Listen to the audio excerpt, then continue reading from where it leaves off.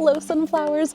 Welcome to our very first video of 2025. If you're new here, my name is Auna, and I thought that it would be a fun first little cozy video of 2025 to go for a walk on the beach and answer some questions that y'all have been asking me. Doing a little reintroduce myself video, doing a little ask me anything video, and just enjoying this beautiful sunset and a nice little beach walk. I did a post asking y'all to just ask me anything you guys wanted to know, and I'm going to be going through all of your questions today and just answering them. And I haven't looked at these. I don't know what you guys asked. I'm assuming there's gonna be a lot of crochet questions, which I'm very excited to be answering.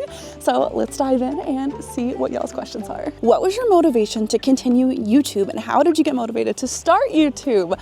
I started YouTube technically like a billion years ago. I made a YouTube account to actually promote my music. So what I have done for the majority of my life is the singer-songwriter thing. I play guitar and I write songs and I sing them. And basically, long story short, during the pandemic, my tour got canceled and, you know, I was just stuck at home like everybody else.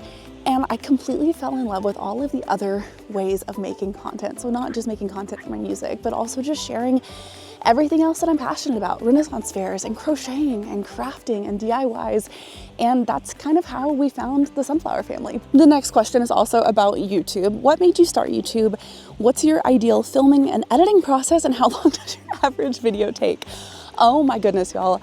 I cannot tell you like how different these videos are week to week, because when you look at something like the steps to the treehouse, that was like 5 or 6 days of like working the full day on the big DIY project and filming it, and then probably 3 full days of editing. So a video like that might take like 8 to 10 hours of work a day for like 7 or 8 days. But then we also have videos like this where I'm maybe just talking to you guys, and the filming process doesn't take that long, but editing will still take a minute because I'm gonna like edit it to where like all your comments pop up and stuff like that. So I guess it really just depends week to week how long it takes to make these videos. Wow, that sunset is absolutely gorgeous. If you wonder where I am right now, so Josh and I were on our way back after the holidays. We've been visiting family, and he was like, what if we do a detour, and what if we go to Destin, Florida for your birthday and for the new year? So a couple nights ago on New Year's Eve, we were actually standing out here on the beach watching fireworks and looking at the ocean as the clock turned midnight. And today is actually January 2nd, which means tomorrow is January 3rd, which is my birthday. And I'm just so excited that I am going to be able to come out and look at the ocean on my 32nd birthday. I cannot believe that tomorrow's my birthday. Emma has multiple questions, and I'm gonna do my best to answer all of them. Emma says, do you want kids?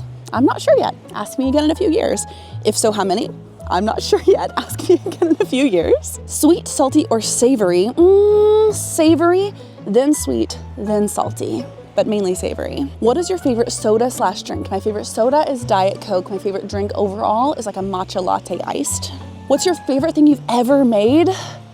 My favorite thing ever that I've ever made is the archway into the magical fairy forest. My favorite thing that I've ever made with yarn is the temperature blanket. Even though it's not done, y'all know how much I love the temperature blanket, mainly because it represents 2022, which was the year that we really started here on YouTube and really started the Sunflower family's journey. And Emma's last question is, what is the biggest project you've ever made? If we're talking about DIY projects, I would say that the stairs to the treehouse is probably the biggest project we've ever done. But if we're talking about with yarn, it would have to either be the temperature blanket or the 18-pound Christmas sweater. Wow, y'all, these colors. This is just stunning. The Hook Nook Crochet asks, when did you decide you wanted to start YouTube? And how was your channel going when you first started? And what were your biggest challenges? I feel like I have such a strange and unique YouTube experience where, like I said earlier, I did start for my music, and I did it for music for years. And I think with my music, I gained maybe 4,000 subscribers over like a decade of posting on and off about my music. But then it was the beginning of 2022 that I just decided to really dive in. I had been doing TikTok and Instagram for a couple years, and I just felt too scared to try YouTube. And so for 2022 and 2023, I really dove into shorts on YouTube and started doing some live streaming.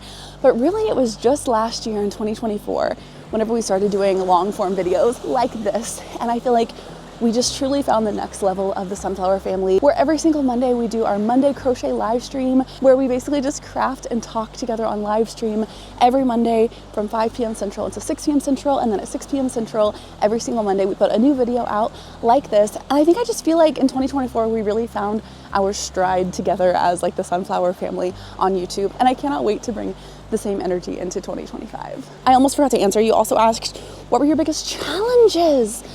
I think my biggest challenge in YouTube was getting over my fear of posting long form. I had gotten so comfortable with posting short form videos that I just had it in my brain that it was gonna be way too scary to do longer videos, and y'all, switching into long form has been the biggest joy of my life. Like, thank y'all so much for watching my long form, for showing up every week together. Like, it just brings me so much joy. Like, I never ever thought that Mondays would end up being my favorite day of the week, but because of you guys, they are. This question makes me sad, so we have to address it.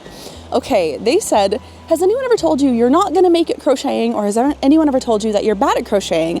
I'm saying this out of experience of these questions, not calling you bad whatsoever. You're amazing. Okay, for starters, thank you so much.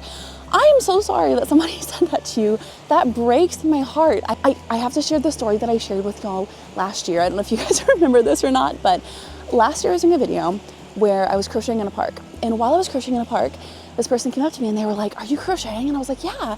And they were like, they were an older person, and they were like, when I was younger, I tried to learn how to crochet. And then my friend took my yarn and hit me over the head with it and told me that I was bad at crocheting. And then they were like, so I never crocheted again. And it literally broke my heart. I told them, I was like, go buy yourself some yarn, go pull up some YouTube tutorials and learn how to crochet again. Like, I was so mad that their friend said that to them. So if that has ever happened to you, and I think it has happened to, you know, this person commenting, y'all, never let anybody tell you that you can't do whatever craft or creation or thing that you want to do or you want to make. And you are certainly never going to be told that here in the Sunflower family. Is one of my favorite things about our community. Everyone here is seriously just so supportive and loving and just cheering each other on. And if I see anything otherwise in the comments, it's getting deleted and blocked. We have a 1 strike and you're out policy here for any sort of bullying. Is that a dolphin? No, it's a bird. I got excited for a second there. I thought it was a dolphin, but it's a bird. Still beautiful though. But no, if you're here, a part of the Sunflower family, I just want you to know that you can make anything you want to make. You can try any craft that you want to try, and that we are all here cheering you on. What should I crochet first? I feel like this is one of my most asked questions, and I hate that I never really know how to answer it. I actually did a whole video that is 101 crochet and knit gift ideas. I will link that for you guys if you want to check it out, if you want to just see a bunch of different ideas of things to crochet. But those are obviously all different levels. So if you're starting out, the thing that I will always tell people who are starting out with knitting or crocheting is to pick a project that you know you can finish. I know that that sounds so silly, but I think that one of the biggest discouragements against things like knitting and crochet, and even like embroidering and sewing, is people pick these like really big projects that are gonna take so long to do. Like, somebody told me that their first project ever was a temperature blanket, and I was like, how and why?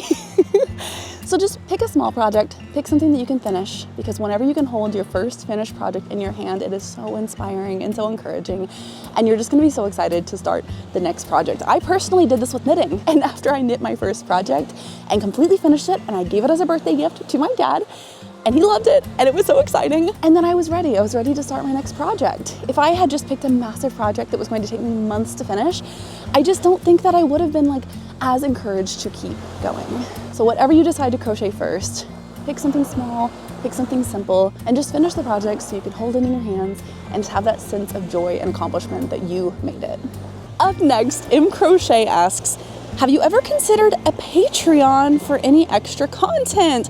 Okay, y'all, I have been considering a Patreon for a long time, but I'm like a little anxious about it. So let me know in the comments, like, what kind of extra content would you guys want from me if I did a Patreon? Let me know. I definitely need to do some more researching and exploring, but I like the idea. I'm just not really sure what to do with it yet. So if you have any ideas for what I could do for my Patreon extra content, let me know in the comments what you would like to see. Also asks, what are your goals for 2025? What videos and projects do you have planned? Oh my goodness, I'm really not sure. I think my biggest early goal of 2025 is to finally get my dream craft room set up. It is something that I've been slowly working towards for about a year. I have this little loft area in my house that has been used as storage for the last 10 years that I have been there. And last year I made a lot of big steps. I made a lot of big steps of like getting rid of old furniture that was being stored in there. I made big steps of kind of organizing things that were in there into different boxes. But it's time. It is time for me to finally turn this little strange loft area in the house into my dream craft room. And once I do that, I feel like I'm finally going to be ready to learn how to sew. That is like the biggest crafty thing that I have been dying to do for so long that I haven't done yet, and I want to do it so badly in 2025. When did I start crocheting? I started crocheting when I was about 9 years old, and as y'all know, tomorrow I am turning 32. So I've been crocheting for the vast majority of my life, and I started crocheting whenever I was traveling with my parents and my grandma was crocheting a blanket, and I thought it was like the coolest thing I had ever seen. So we stopped at a store, we grabbed some yarn, we grabbed some hooks, and my grandma taught me how to crochet, and I just absolutely fell in love with crocheting. How did I meet Josh? I met Josh through songwriting. There are these places called publishing houses, and they're kind of like a record label but for songwriters, and we happened to be kind of working with the same publishing house at the time, and we met, and the rest is history. What is my favorite thing to make? Recently, I've been just so into knitting. I knit this hat for myself on the road trip down to visit Josh's family for the holidays. I have been just in love with knitting lately. I've talked about this so much in my live streams and my other videos, but knitting just doesn't hurt my hand the way that crochet does, so I can knit for such a longer period of time. So I don't know, right now, I'm just really enjoying learning new things to knit. And right now, hats have kind of been my favorite thing, mainly because I don't really know how to knit very many other things yet. I knit a bunch of stockings for the holidays, but rather than that, just hats. But this year I really want to learn how to knit clothes as well. What are your top 5 songs or playlists to listen to while crocheting? Okay, I honestly don't really listen to music that often while I crochet. I actually just listen to audiobooks. I am a huge audiobook girly. I listen to audiobooks for multiple hours basically every single day of my life. I love audiobooks and I love listening to audiobooks. But if I am listening to a playlist, my favorite playlist is a playlist that I made called Taylor for Dad. Because I love Taylor Swift so much, and my dad loves like soft singer-songwriter music, and so I basically took all of Taylor's like soft singer-songwriter songs and put them into the same playlist, and now that is my favorite playlist ever. This makes me so happy. Okay, this comment says, you inspired me to crochet in 2022. Now I've been crocheting for almost 3 years. When did you start crocheting, and who inspired you? I know I already answered this earlier, but I had to read this comment because it made me so happy. I learned so many things in my life from my grandma, who taught me how to crochet, Ganny, as I called her. And I just love that I've been able to kind of pass on what she taught me in crochet to so many of y'all. It just melts my heart every single time y'all tell me that I taught you how to crochet. So thank you for sharing. All right, I'm gonna do a rapid fire from Celia. How did you decide to start a YouTube channel? We kind of hit this earlier, but my music. I wanted to figure out a way to share my music. And then luckily in the last few years, I realized how much I love sharing really all of the different type of arts that I'm passionate about. And that's how we found the Sunflower family. Are you going to get married this year? Realistically, probably not this year, but all I can say about this for now is once we are finally officially planning our wedding, you guys are going to be along for the ride. Trust me, there will be so many videos. You guys are going to see the entire thing. Do you like knitting or crochet better? I'm always going to probably like crochet better. I feel like it is a lot more versatile, it's a lot faster, but like I keep saying, I am able to knit for a lot longer without my hands hurting, and that is a huge selling point for me right now. So right now I'm probably knitting more than I'm crocheting, but I do still like crochet better overall. Any tips for people thinking of trying to learn knitting? Learn continental knitting. And like, I know they always say that you should learn continental if you came from the world of crochet, but I think no matter what, learn continental knitting. It is so much easier. Are you going to make more plushies? You know, the plushie that I really want to make is the one that like holds your e-reader. I've talked about it in a few other videos, but I am obsessed with these little plushies that are like a pillow that holds your e-reader. I can see myself making some of those, but I'm not really sure what other plushies I'm gonna be making this year. Maybe one of those giant mushroom plushie pillows. That would be fun to make. Have you ever lost inspiration for something you originally had a lot of inspiration to start? So many times. I think that is just part of being a creative and crafty person and someone who likes making art, whether it's a song that I've started that I've lost interest in, or maybe a temperature blanket that's taken me way too long to do, I feel like this is a totally normal thing to feel whenever you are making things, and it's okay to take a break from your projects and come back to them whenever you feel like you're ready. Why did you decide to turn this channel into a crafty one instead of mainly music one? I love your content now, but your voice is just so pretty. Thank you so much. Oh goodness. I mean, I talked about this a little bit earlier, but it was really just during the pandemic, whenever the world shut down and my tour got canceled, and I started making other kind of content rather than just music content, and I just realized how many things I missed making, because I love creating so much, whether that's writing songs or writing poems or writing stories or crocheting or knitting or DIYs, whatever it is, I just love creating things. And I'm really thankful that I've had this experience to just branch out and try all of these different things, but it's not the last you've heard of my music, I'll say that for sure. I do have some plans for the future for my music, and I've been writing a lot more lately and singing a lot more lately, and it does feel really good to get back to my roots of music, and I'm really excited to share with y'all what I've been writing lately. What is my favorite type of yarn or yarn brand? Lately I have been in love with Hush by Big Twist. That is my favorite yarn right now, and you can hardly ever find it in stores, but oh my gosh, I love it so much. It is the softest yarn I have ever felt in my entire life. How long did it take you to make the fairy forest?